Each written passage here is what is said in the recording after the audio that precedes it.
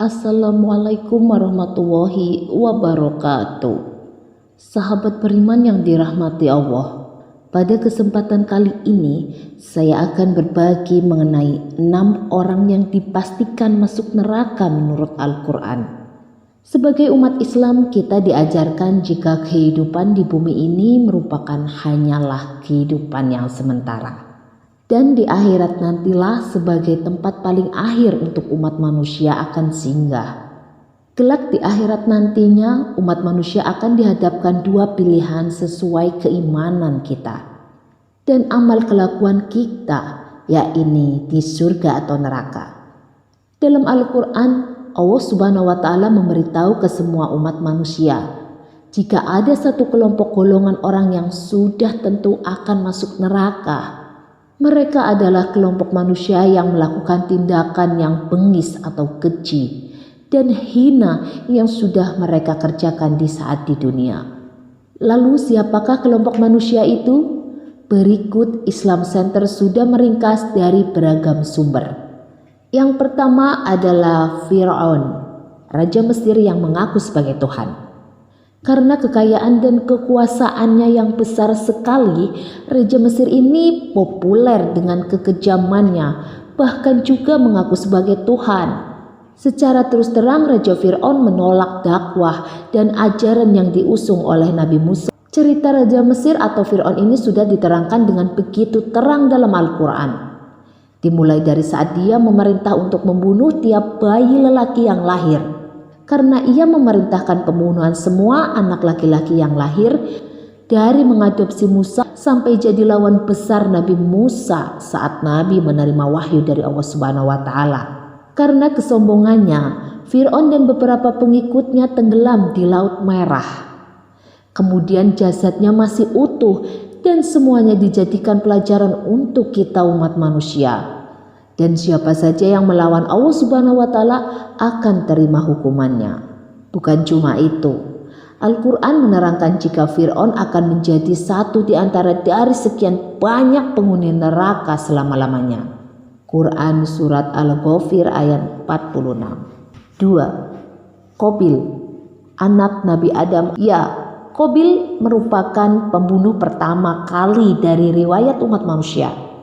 Dia tega membunuh saudara kembarnya sendiri yang bernama Habil. Alasan ia tega membunuh saudaranya sendiri yakni berebutan pasangan hidup yang lebih cantik. Tetapi di saat ia diminta supaya mendekatkan diri kepada Allah Subhanahu wa Ta'ala dengan persyaratan kurban untuk memperoleh si pujaan, Qabil justru memberi hasil tani yang jelek. Hal tersebut membuat kurban Qabil tidak diterima hingga membuat iri hati ke Habil. Lalu Qabil membunuhnya. Menurut sabda Nabi Muhammad SAW, tiap dosa yang sudah dilakukan pembunuh, Qabil akan memikul dosanya. Karena ia orang pertama yang memberikan contoh tindakan keji itu. Ia sudah diterangkan dalam Al-Quran Surat Al-Baqarah ayat 29, bila Qabil nantinya akan masuk ke neraka. 3. Korun. Iya, harta korun. Bila kalian dengar kata ini, tentu berpikir satu harta di dalam peti yang terkubur di perut bumi. Istilah ini datang dari cerita yang bermula dari cerita seorang yang kaya raya pada zaman Nabi Musa. Dalam hadis kisah Ibnu Abbas, Korun dikisahkan sebagai ponakan dari Nabi Musa. Awalnya Korun seorang yang patuh melaksanakan ibadah, tapi hidupnya memprihatinkan. Selanjutnya ia minta ke Nabi Musa untuk mendoakannya supaya jadi orang yang berkecukupan. Rupanya doa itu terkabul. Pada akhirnya Korun jadi seorang yang benar-benar kaya.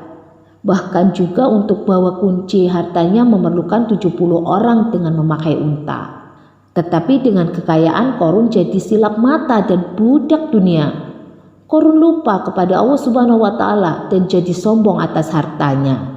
Bahkan juga Korun tidak segan melawan Nabi Musa untuk mendoakan kebinasaannya. Dan saat itulah hukuman Allah Subhanahu wa Ta'ala tiba. Ia dan hartanya ditenggelamkan ke perut bumi oleh Allah Subhanahu wa Ta'ala. Dan disebut dalam ayat Al-Quran akan jadi penghuni neraka. Quran Surat Al-Ankabut ayat 39. 4. Abu Lahab dan istrinya Ummu Jamil. paman dari bibi Rasulullah SAW.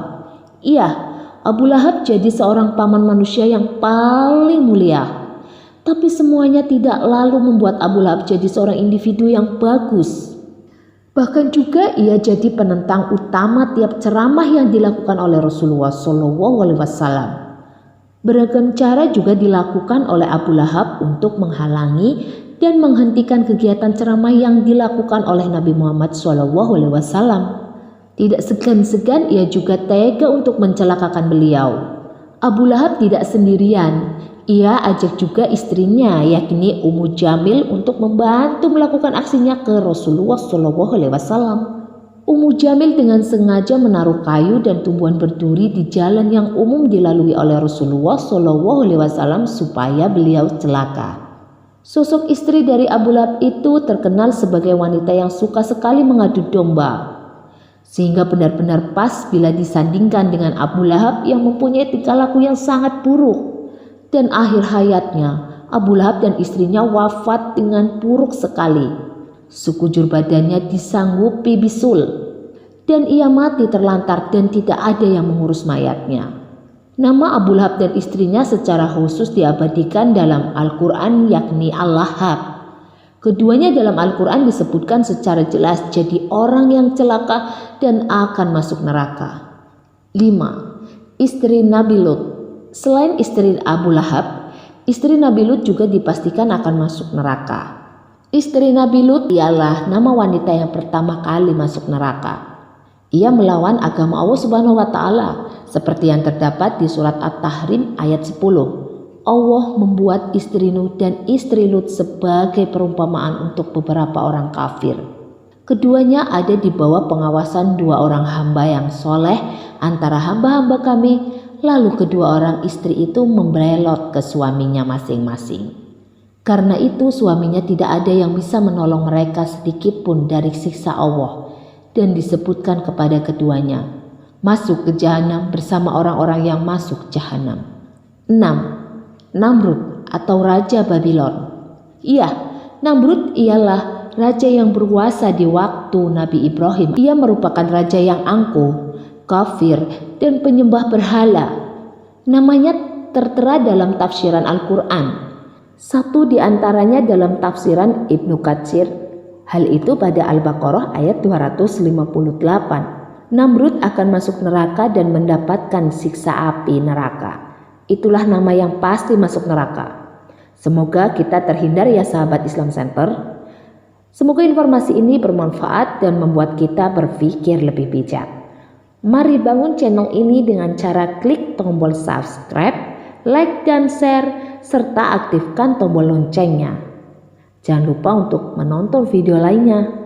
Wassalamualaikum warahmatullahi wabarakatuh.